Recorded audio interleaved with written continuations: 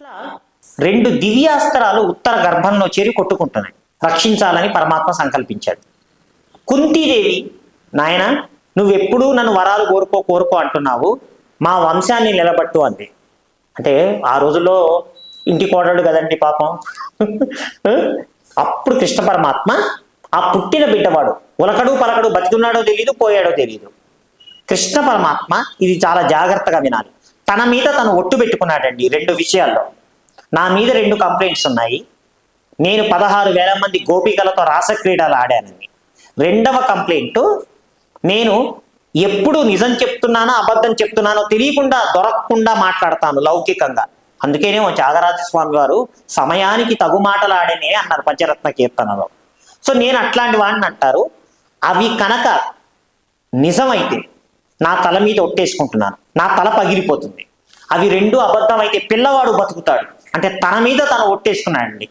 అక్కడ దాకా వచ్చి పాండవ వంశాన్ని బతకటానికి తన ప్రాణాన్ని పణంగా పెట్టాడు పరమాత్మ. ఇది చాలా మంది అర్థం చేసుకోవాలి. ఇది ప్రత్యేకంగా ఎక్కడైనా హైలైట్ చేసి చెప్పారో లేదో తెలియదు. ఎందుకు మేనత్త పిల్లలు కాదు, చెల్లెలు సుభద్రని ఇచ్చుకున్న వాడి మనవడని కాదు, వాళ్ళు ధర్మాత్ములు, భగవంతుడిని నమ్మారు. అంటే భగవంతుని గనక నమ్మి మనం ఈ రోజున సద్గురువుని గనక నమ్మితే చిట్ట చివరి వెంట్రుక సముద్ర గర్భంలో ఉన్న లాగి బయటకు పడేస్తాడన్నది సారాంశం. పిల్లవాడు చనిపోయిన పిల్లవాడిని బతికిచ్చాడు. కుడికాలి బొటన వేలుతో కదపగానే పిల్లవాడు ఇచ్చాడు. అంటే ఈ 2 కంప్లైంట్స్ ఏవైతే తన మీద ఉన్నాయో అవి నిజం కావు. ఇప్పటికైనా మనం సత్యాన్ని గ్రహించాలి. వాళ్ళు కేవలము భరద్వాజ ఆశ్రమంలో పూర్వ జన్మలో రామచంద్రుణ్ణి చూసినటువంటి మునులు నీకు భార్యలుగా ఉంటాము అంటే, ఈ జన్మలో నేను ఏకపత్ని వ్రతుణ్ణి, మీ ముచ్చటని వేరే మార్గం ద్వారా రాబోయే అవతారంలో తీరుస్తానన్నారు. వాళ్ళు గోపికలుగా పుట్టారు, కృష్ణస్వామిని ఆరాధించారు మనస్సులో. అంతేగాని మనుషులు ఈ రోజులో తుచ్చంగా ఆలోచించినట్టు రాసక్రీడలు ఆడాడు, ఫిజికల్ కాంటాక్ట్స్ ఇట్లాంటి మిడిమిడి జ్ఞానంతో చాలా మంది తెలిసి తెలియకుండా వాగేవాగుడు. సో కృష్ణ పరమాత్మ అలా ఒట్టు పెట్టగా అంత గొప్ప పరీక్షకు నిలబెట్టాడు, భగవంతుని పరీక్ష పెట్టాడు. కనుక ఆ పిల్లవాడికి పరీక్షిత్ అని పేరు పెట్టారు. ఆ పిల్లవాడు పెరిగి పెద్ద అయిన తర్వాత వేటకు వెళ్ళాడు.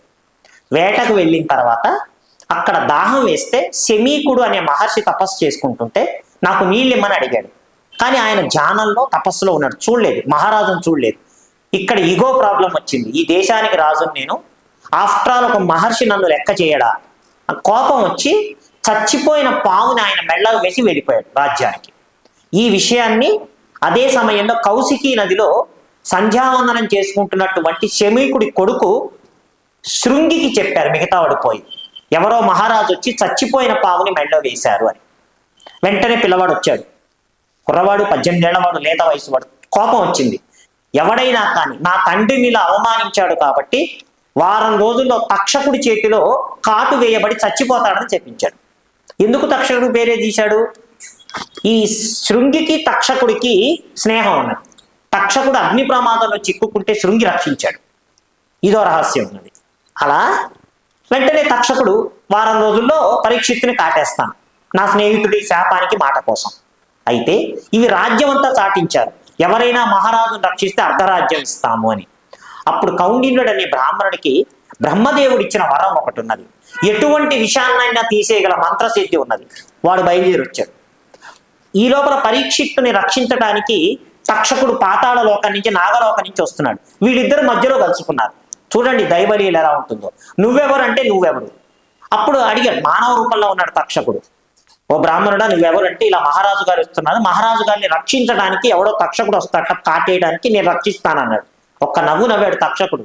నువ్వేమనుకుంటున్నావు, వర్గపామా బురదపామా? తక్షకుడు అంటే నేనే తక్షకుడు అని అసలు రూపాన్ని చూపించాడు. చూపిస్తే అతనేం భయపడలేదు. నువ్వు ఎవడైతే నాకేంటి, నా దగ్గర మంత్రసిద్ధి ఉన్నదని చెప్పాడు. దాంతో ఇగో హర్ట్ ఈ తక్షకుడు, నీ మంత్రశక్తి ప్రదర్శించగలవా? ఎదురుగా ఈ పచ్చటి చెట్టు ఉన్నది, దీన్ని కాటేస్తాను, నువ్వు చెట్టును బతికించు చూద్దాం మహారాజు సంగతి తర్వాత అన్నాడు. పోయి అసలు రూపంలో చెట్టుని కాల్చేశాడు. కాటు వేయంగానే చెట్టు భస్మం అయిపోయింది. చెట్టే కాదు, ఆ చెట్టు మీద ఒక గొర్రెల కాపరి తన మేకలకి ఆహారం పెట్టడానికి ఆకులు తెంచుకోవడానికి వెళ్ళాడు. వాడితో సహా మొత్తం భస్మం అయిపోయింది తక్షకుడి దెబ్బకి. అయినా బ్రాహ్మణుడు నవ్వుతూ ఆ బూడిదంతా ఒక చోట చేర్చి అభిమంత్రించి మంత్రజలం చల్లి బ్రహ్మదేవుడు ఇచ్చినటువంటి మంత్రసిద్ధిని ప్రయోగించగానే చెట్టు యాజ్ ఇట్ ఈజ్ బతికింది. తక్షకుడు ఆశ్చర్యపోయాడు. వీడు సామాన్యుడు కాడు, కానీ వాడికి లాజిక్ చెప్పాడు. ఈ పచ్చని చెట్టు ఎవరికీ అన్యాయం చేయలేదు, అందువల్ల బతికింది. నీ మంత్రసిద్ధే కాదు, దీని వెనకాల రహస్యం ఉన్నది. కానీ మహారాజుకి వాడి పూర్వకర్మ ప్రకారము మరణించే టైం వచ్చేసింది. నువ్వు కాపాడినా నేను కాటేయకపోయినా వాడు చేస్తాడు. నువ్వు ఈ విషయంలో జోక్యం చేసుకో, ఇంతకీ ఎందుకు వెళ్తున్నావు అన్నాడు. నేను ఆగర్భ దరిద్రుణ్ణి, నాకు డబ్బు కావాలి అన్నాడు. నవ్వాడు. పాతాళ లోకంలో ఉన్న అపురూపమైన నాగమణులు ఇస్తానయ్యా, మహారాజు ఇచ్చేదానికన్నా 1,00,000 రెట్లు విలువైనవి, నువ్వు ఇందులో కల్పించుకోకు, వెళ్ళిపో అన్నాడు. అర్థం చేసుకున్నాడు ఆ బ్రాహ్మణుడు. ఓహో, ఇదేదో పెద్దవాళ్ళ వ్యవహారం లాగా ఉన్నది, నోరు మూసుకొని వెళ్ళిపోయాడు. అలా తక్షకుడు తన స్నేహితులు అనుచరులతో బ్రాహ్మణ వేషాలు వేయించి అదే రోజు 7వ రోజు సూర్యాస్తమయం కొద్ది సమయం ఉండగా మేము ఈయనకి ఆశీస్సులు ఇవ్వటానికి వచ్చామని లోపలికి వెళ్ళారు. సెక్యూరిటీ వాళ్ళు వదిలేశారు. వాళ్ళు వచ్చి, పరీక్షిత్ మహారాజా, ఇంకొక 5-10 నిమిషాల్లో సూర్యాస్తం అయిపోతుంది, నీకు ప్రాణగండం తప్పుతుంది, మేము తెచ్చిన ప్రసాదాన్ని తిను అని ఒక పండునిచ్చారు. ఆ పండును కోయంగానే ఎర్ర పురుగు రూపంలో తక్షకుడు వచ్చి కాల్చి బూడిచ్చేసేసాడు. జాగ్రత్తగా తల్లి మంత్రులు జనమేజయుడిని పెంచి పెద్ద చేశారు. చేసి కాశీరాజు కుమార్తె వపుష్టమాదేవినిచ్చి పెళ్లి చేశారు. జనమేజయుడి భార్య పేరు చాలా మందికి తెలియదు, వపుష్టమాదేవి. అనాదిగా కాశీరాజ కుమార్తెలే కౌరవ వంశానికి ఇవ్వబడుతున్నారు. ఒక్క భీష్మాచార్యుడి తపస్సు ప్రతిజ్ఞ వల్ల ఒక్క తరం సంబంధం పోయింది. పెరిగి పెద్దవాడైన తర్వాత ఈ తక్షకుడి నాగజాతి మీద కోపంతో ఉదంకుడు అనేవాడు ఒకడున్నాడు. గురువు గారి భార్య నాకు కుండలాలు కావాలని అడిగితే పాతాళ నుంచి తేవటానికి వెళ్ళినప్పుడు నాగజాతి తక్షకుడు అడ్డుపడ్డారు. ఆ పాత కచ్చలు ఉన్నాయి వాళ్ళకి. ఇదే ఛాన్సు జనమేజయుడు రాజయ్యాడని తెలిసి వీడొచ్చాడు. వచ్చి జరిగిందంతా చెప్పాడు. జనమేజయుడికి తెలియదు. ఏమిటి, నా తండ్రిని ఇంత అన్యాయంగా తక్షకుడు చంపాడని అడిగితే చంపారని చెప్పాడు. ఇట్లా కాదు, నేను సర్పయాగం చేసి నాగజాతి నాశనం చేస్తా అన్నాడు. మనం ఇందాక వినతా కద్రువ గురించి మాట్లాడుకున్నాం కదా. కద్రువ కృతయుగంలో మీరు సర్పయాగంలో నాశనం అవుతారని చెప్పించింది కదా, ఇప్పటికీ నిజమైంది. చూడండి, వరాలు కానీ శాపాలు కానీ కాలాంతరాలను దాటి కూడా ఫలిస్తాయి. అందుకే మనము చల్లటి మాటలతో సౌభాగ్యవతి భవ, యశస్వి భవ, ఇటువంటి ఆశీస్సులు ప్రపంచంలో ఎక్కడైనా ఉన్నాయండి? 2 ఉన్నాయి. Wish you all the best అంతే. మహా అయితే గాడ్ బ్లెస్. ఇన్ని రకాలు ఉన్నాయా? పెళ్లి పత్రికల్లో వేస్తాం చిరంజీవి లక్ష్మి, చాలా మంది సౌభాగ్యవతి అంటారు. కాదు, చిరంజీవి లక్ష్మి సౌభాగ్య కాంక్షిణి అని వేయాలి. పెళ్లి అయిన తర్వాత సౌభాగ్యం వస్తుంది. ఇది రహస్యం. సౌభాగ్యవతి పెళ్లి అయిన తర్వాత, పెళ్లి కాకముందు చిరంజీవి లక్ష్మి సౌభాగ్య కాంక్షిణి అనాలి. చాలా మందికి తెలియదు. ఇవన్నీ పెద్దలు మహానుభావుల దగ్గర నుంచి నేర్చుకున్నవి. సో అలా చివరికి సర్పయాగం మొదలెట్టాడు. ఆ సర్పయాగంలో ఈ రోజు కూడా అటువంటి యాగాలు జరగవండి. ఎందుకంటే ఇది పురస్చరణ పద్ధతిలో చేయాలి. రెండవది, దానికి హోత కావాలి, ఉద్గాత కావాలి, అధర్వులు కావాలి. వాళ్ళందరూ కూర్చొని ఒక్కొక్క సర్పాన్ని పిలుస్తున్నారు. వేల కొలది సర్పాలు నాశనం అయిపోతున్నాయి. Main target తక్షకుడు.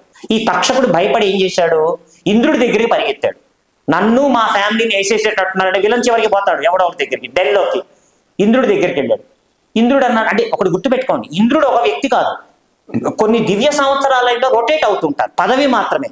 అప్పుడున్న ఇంద్రుడు గర్వం తలకెక్కి మానవ లోకంలో చేసే ఒక యాగం మనల్ని ఏమన్నా పీకుతుందా అన్న పొగరుతో నా సింహాసనాన్ని చుట్టుకొని కూర్చో అన్నాడు. ఈ తక్షకుడు దొరకట్లా, ఎన్ని లోకాలు వెతికినా దొరకట్లా, పిలుస్తుంటే రావట్లా. చివరికి దివ్య దృష్టితో చూశారు మహర్షులు. వీడు ఈ తక్షకుడు పోయి ఇంద్రుడు సింహాసనాన్ని చుట్టుకొని ఉన్నాడని కనిపెట్టాడు. వెంటనే మంత్రాన్ని సహేంద్ర తక్షకాయ స్వాహ అన్నారు. అట్లా ఉందా, ఇంద్రుడితో సహా నువ్వు రా అని చేసేశారు. ఇంద్ర సింహాసనం కదిలిపోయింది. చూడండి తపశ్శక్తి ఫలం. అంటే మంచికి ఉపయోగిస్తున్నామా చెడుకు అది వేరే విషయం. అంటే మన వాక్కు దానిలోనే, నేను ఇంగ్లీష్ మీడియం అయినా అందులో ఫ్రీక్వెన్సీ వేవ్ లెంత్ అని ఉంటాయి. నాకు తెలిసి తెలుగులో పునఃపౌన్యము తరంగ దైర్ఘ్యము అంటారు. నేను English medium convent school. So దానిలో దివ్య శక్తులు ఉంటాయి, బీజాక్షరాలు. ఇది అక్కడ జరిగింది. దాంతో ఇంద్రుడి సింహాసనంతో సహా తక్షకుడు కలుసుకుంటూ వచ్చాడు. ఇంద్రుడు ఒక తన్నుదని నీ సావు నా సావు నేను మారిపోతున్నా అన్నాడు. తక్షకుడు వచ్చి పడే టైంకి ఒక విచిత్రం జరిగింది. ఇలా నాగజాతి నాశనం అయిపోతుంటే వాసుకి చాలా బాధపడ్డాడు, సీనియర్. ఈ వాసుకి జరత్కారు అనే చెల్లెలు. ఏమైంది, ఒక మహర్షి ఉన్నాడు జరత్కారుడు అని. వాడిని పెళ్లి చేసుకోవడానికి కూర్చున్నాడు. కానీ వాళ్ళ పితృదేవతలు శపించి తిట్టేటప్పటికి నా పేరేమున్న అమ్మాయి దొరికితేనే పెళ్లి చేసుకుంటా అన్నాడు. ఫిట్టింగ్ పెట్టాడు కండిషన్. అప్పుడు వాసుకి పెద్దవాళ్ళు చెప్పారు, నీ చెల్లెలు జరత్కారుడికి వాళ్లకు పుట్టే కొడుకు ద్వారా మీ నాగకులం ఉద్ధరించబడుతుంది అని. మళ్ళా చెప్తున్నాను, వాళ్ళిద్దరికీ పుట్టే కొడుకు ద్వారా మీ నాగలోకం రక్షించబడుతుందని పెద్దవాళ్ళు చెప్తే ఆ జరత్కారుడి దగ్గరికి వెళ్ళి జరత్కారుని ఇచ్చారు. జరత్కారుడి ప్రతిజ్ఞ ఏమిటి? నా పేరు ఉన్నదాన్నే చేసుకుంటాను అంటే భగవత్ సంకల్పం కనుక వస్తే అన్నీ కలుస్తాయి. ఇది రహస్యం. వాళ్ళిద్దరికి అస్థీకుడు అనేవాడు పుట్టాడు. మహావేద సంపన్నుడు, చిన్న పిల్లవాడు, ఎంతో శక్తి కలవాడు. ఆ పిల్లవాడిని తల్లి అడిగింది, నాయన నా పుట్టిల్లు వాళ్ళందరూ నాశనం అయిపోతున్నారు. వాసుకి అడిగాడు, నువ్వు ఏదన్నా చేయగలవా అని. ఆ పిల్లవాడు ఎక్కడైతే సర్పయాగం జరుగుతుందో అక్కడికి వెళ్ళాడు. కరెక్ట్గా తక్షకుడు వస్తున్నాడు. ఇంకొక 5 నిమిషాలు అయితే తక్షకుడు పడిపోతాడు. వెంటనే నువ్వు ఆగన్నాడు. తక్షకుడు అలా ఆగిపోయాడు. ఈ మొత్తము యజ్ఞాన్ని నడిపిస్తున్నటువంటి ఉద్గాతలు, హోతలు, అధర్వుల మంత్రశక్తి సరిపోలేదు. జనమేజయుడు ఆశ్చర్యపడ్డాడు. నాయన చిన్న పిల్లవాళ్ళ ఉన్నావు, నా దగ్గర జరుగుతున్న వాళ్ళ మంత్రశక్తిని ఎలా అడ్డుకున్నావు? నీ తపశ్శక్తికి సంతోషిస్తున్నాను, నీ మహత్యానికి సంతోషిస్తున్నాను, ఏం కోరుకో అన్నాడు. అయిపోయింది ఏదో అయిపోయింది మహారాజా, సర్పయాగం ఆపండి అన్నాడు. వెంటనే ఆపేశాడు జనమేజయుడు. అప్పటి నుంచి సర్పాలు రక్షించబడ్డాయి. అప్పుడు వాసుకి వచ్చి, నాయన నువ్వు కన్న తల్లి రుణాన్ని తీర్చుకున్నావు, ఇక నుంచి నేను ఒక వరం ఇస్తున్నాను, వాగ్దానం చేస్తున్నాను. ఎప్పుడైనా సరే పాములు కానీ విష జంతువులు కానీ అటాక్ చేసినా కరిచినా మీదకు రాబోతున్నా నీ పేరు 3 సార్లు అస్థీక అని జపిస్తే అవి నీ జోలికి రావని వరాన్ని ఇచ్చాడు. ఇది రహస్యం. అంటే ఇలా ఎన్నో రహస్యాలు ఉన్నాయండి భారత రామాయణంలో. సో ఈరోజు ఇవి నేను చెప్పగలిగాను. మళ్ళా ఇంకొకసారి ఇంకొక చక్కటి ఇతిహాసంతో, వృత్తంతో మళ్ళా మీ దగ్గరికి వస్తాను. కృతజ్ఞుణ్ణి. భవదీయుడు మాధవపతి కాళిదాస్.